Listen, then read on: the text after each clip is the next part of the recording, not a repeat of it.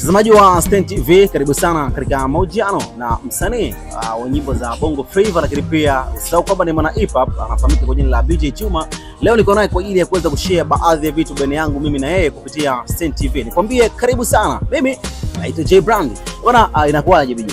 Mambo fresh kabisa. Bwana, uko poa? Niko vizuri. Siku imekaaje? Siku imekaa vizuri. Kwa sisi Waislamu ndio tunaendelea na mfungo.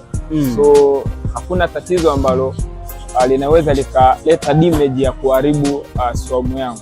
Okay. Sawa. Bwana BJ, nimekuja tupige story.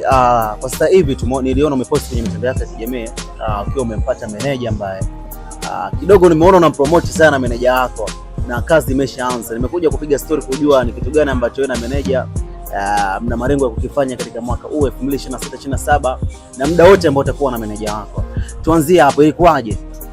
Ya kwanza ni mshukuru Mwenyezi Mungu kwa kuweza kunipa hitaji ambalo nililokuwa nalihitaji, sababu muziki wetu huu uwe ni msanii ambaye ni maarufu, nazungumza kwamba ni msanii mkubwa tayari una jina au ni msanii ambaye unaanza, ni lazima uwe na mtu ambaye anayesimamia shughuli zako, hususan sisi wasanii.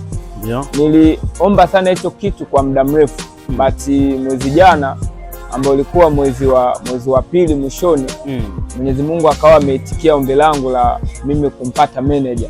That's why umesema kwamba nilipromote sana, nimemposti sana kwenye mitandao yangu ya kijamii, kwa sababu kitu ambacho nilikuwa na wish kwamba siku moja itokee nipate mtu ambaye atakayesimamia kazi zangu za muziki. Na mimi na manager ni mkataba wa mwaka mmoja na tuna malengo mengi sana ya kufanya ambayo tumekubaliana, hususan ni swala la muziki. Bwana, mwezi wa pili kama ulivyosema mwezi jana tu kunampata meneja.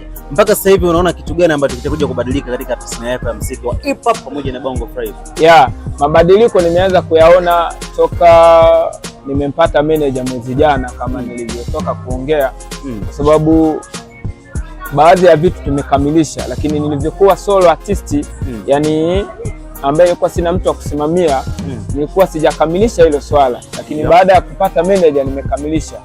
Hususan ni swala la kusambaza nyimbo kwenye media kubwa. Nimesambaza nyimbo sana kwenye media kubwa, lakini haitokuwa vyema kwamba nikihitaja, lakini nimesambaza nyimbo zangu zote ambazo nilikuwa sijawahi kuzisambaza kwenye media kubwa za nchi hii.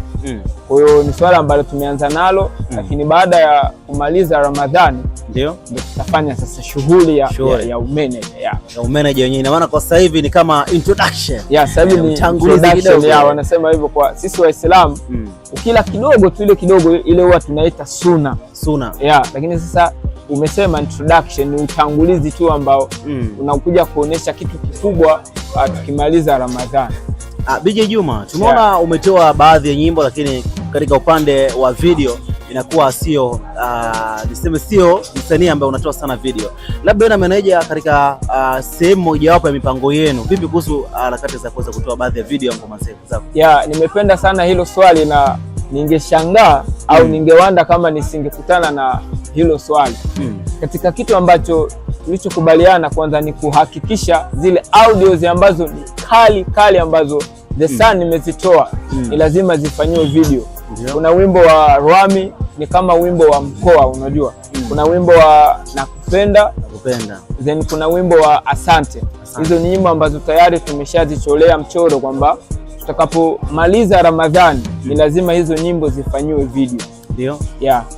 Labda BJ, wewe na meneja, mbali na kutoa video, mbali na kurekebisha nyimbo ambazo ni kali na kuongezea ubora zaidi, mpango gani ambao unaona meneja amekuja nao huenda wewe ulikuwa hauwazi katika akili yako? Unaona kwamba utasogea kimuziki haraka kwa kitu ambacho meneja na ubunifu ambao meneja amesimama katika nafasi yake kama meneja ambao ubunifu amekuja nao itafika mbali zaidi? Kwanza ubunifu aliokuja nao before sijapata manager ni ubunifu wa mimi kama nilivyotoka kuongea, kupeleka nyimbo zangu kwenye media kubwa. Hiyo moja. Lakini swala la pili ni swala la kunipeleka kwenye studio ambazo mimi sijawahi kurekodi. Unajua kumekuwa na attitude au tabia ya kwamba tukirekodi nyimbo ndani ya mkoa huu inaonekana yani ni studio ambazo yani wa kawaida, lakini huyu producer manager ananiambia kwamba tutakapomaliza Ramadhani tutaenda kwenye studio ambazo wale wenye vigezo ambao wanataka wimbo uwe na kitu hiki basi ndio tutaenda huko. Kwa hiyo amekuja na ubunifu ambao before sijampata nilikuwa sina huo ubunifu. Ndio. Yeah. Labda BJ umezungumzia kitu hapo. Labda sio producer. Unajua unaweza kaenda studio kare hapo kukuta producer ni wa kawaida. Labda mjaribu kushare. Yeah. Unajua umeongea vizuri. Vifaa ni vizuri. Changamoto ni producer. Ndio maana tunajumlisha kwamba producer na studio yani na vifaa. Na maana hapo lawama tunampa producer. Lakini tunazungumzia in general kwamba studio za mkoa huu kidogo zina changamoto, na hii ni kwa sababu ya producer hawana umakini kwenye masuala yao mastering, mixing, mixing ya beat, mastering ya beat. Yani kuna kitu kinaitwa finishing.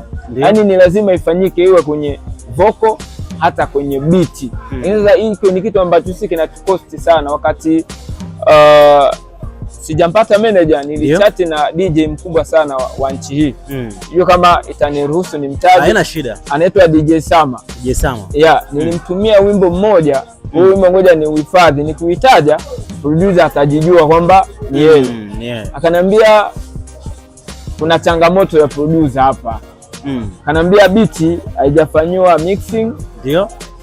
Vocal imetoka kama ninavyoongea na wewe yani kawaida. Kwa kanambia try kutafuta studio ambazo zina ubora. Sasa ukiangalia sijapata manager kutoa 500,000, 600,000 mpaka milioni, ni changamoto. Hiyo 600,000 naitoa wapi? Lazima niwe na mtu ambaye anayesimamia kazi zangu. Nakwambia kizuri lazima ukigaramia. Yeah. DJ, tuachane na hiyo labda hilo swali. Kuna swali jingine ambalo pia ninalo. BJ, wewe ni mtu ambaye una ngoma, baadhi ya ngoma ni kali sana, lakini tumeona sio mfasi sana kwenda kupiga show, kwenda baadhi ya maeneo tofauti na sehemu kuwafanyia show watu ambao wamekuzunguka. Nisamee kwa hilo swali. Kama labda matamasha ya kwenda pale Amani, huwa kuna baadhi ya mechi zinaandaliwa uwanjani na perform, unaenda Kaitaba. Nakumbuka Rigia Stadium Karaoke Chao perform. Yani ni mtu. Wewe na manager labda mmejaribu kuzungumza hiyo katika upande wa kuandaa show? Tumeliongelea hilo. Tumeongelea kuandaa show sisi kama sisi. Hilo moja. Lakini sasa nakuja kwenye swali lako. Watu hawafiki bei. Umeona? Yani watu hawafiki bei. Zinafanyika sana event kubwa ndani ya mkoa huu na wilaya hii ya Bukoba mjini. Ndio. Changamoto inakuja, show ni kesho. Maybe saa 3 usiku.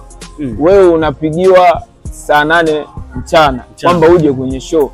Yani hakuna kitu kizuri kama kukifanyia maandalizi au mazoezi. Kuandaa mapema. Sasa pale ni kwenye jukwaa, unaweza kaenda pale unakutana na maelfu ya watu. Sasa unaenda kufanya kitu ambacho kinaweza kikakushusha au kukupandisha. Pale watu wengi wanakuangalia kufanya fiongo tu. Hata mtu mwenye nia ya kufuatilia kwenye mitandao ya kijamii ya kukudhamini anaachana na wewe kwa sababu hujafanya maandalizi ya show. Moja, hawafiki bei. Pili, ni mshtukizo. Yani hawafiki bei. Kuandaa yani anakuambia BJ, saa ngapi hivi njoo kesho tuna show time fulani. Ina maana ni masaa tu hata siku aisha kujiandaa. Sio mimi tu, hata baadhi ya wasanii wengi nimeona umewahoji wanaliongelea sana hili swali. Yani wanatuchukulia kama bado kabisa. Siwezi ukinichukulia bado, basi mimi nitaenda na ubado wangu. Lakini hawafiki bei na yani hawatuandai kwa ajili ya kwenda kufanya show zao. BJ, kuna swali hapa. Wewe na manager mmekaa mkapiga bajeti ya vitu vyote ambavyo vinahitajika kwenda studio.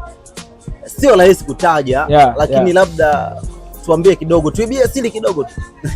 Tumepiga bajeti kwanza ya kushuti hizo video audios 3, lakini pia kwenda kwenye studio kubwa kufanya tour ya media zote za mkoa huu. Najua mkoa huu kuna radio zaidi ya kama 8 mpaka 7. Umeona?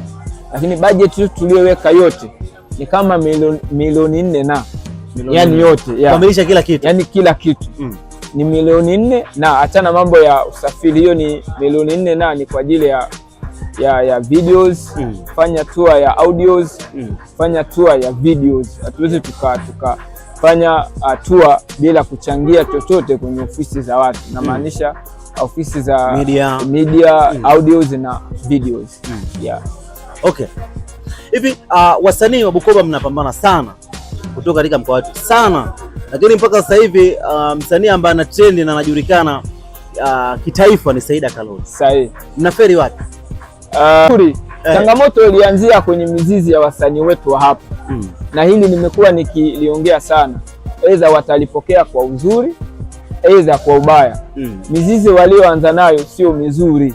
Najua walianza na natural song, nyimbo za asili. Kwa hiyo ndio maana unaona hata baadhi ya watu wanatafuta vipaji. Wewe jiulize kwa nini hawaji mkoa wa Kagera? Wanajua yes, hatujui Kiswahili. Ndio. Pili, tunaimba nyimbo za asili. Tatu, yani uimbaji wetu ni mdogo sana.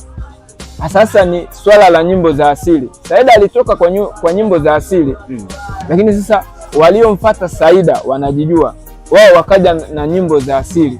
Hata sisi baadhi ya wasanii, mimi siimbi Kiroha, mimi wanaimba Kiswahili. Hata baadhi ya wasanii wao wakawafuata hao wasanii wengine kwa nyimbo za asili. Ndio maana wakituma kwenye media kubwa za nje ya mkoa huu, waambia usio muda wa nyimbo za asili. Kinachotukwamisha ni nyimbo za asili. Bana naomba sana. BJ, kwa kumaliza kabisa, mtazamaji wa Stein TV ambaye anakutazama sasa hivi, labda unamwambia kitu gani kwa ufupi? Mimi niwaombe watazamaji wa Stein Media, mashabiki wa The Sun Music, BJ Juma, tukimaliza Ramadhani ni chuma baada ya chuma, audio baada ya audio, video baada ya audio. Niwaombe mnifuatilie kwenye mitandao yangu ya kijamii. Insta natumia kama BJ Juma, Facebook natumia kama BJ Juma, TikTok natumia kama BJ Juma, YouTube natumia kama BJ Juma Music. Bana mtazamaji wa bana, umetisha sana mwana. Pamoja sana. Mtazamaji wa Stein TV, huyo ni BJ Juma The Sun, anajiita hivyo. Ameweza kuzungumzia vitu kadhaa kusanii na meneja wake, lakini pia kuhusiana na muziki wake na ushauri kwa wasanii wenzake kutoka katika mkoa wa Kagera, ili sanaa yetu iweze kukua zaidi. Tukutane kwenye comment. Mimi naitwa J Brand, hii ni Stein TV.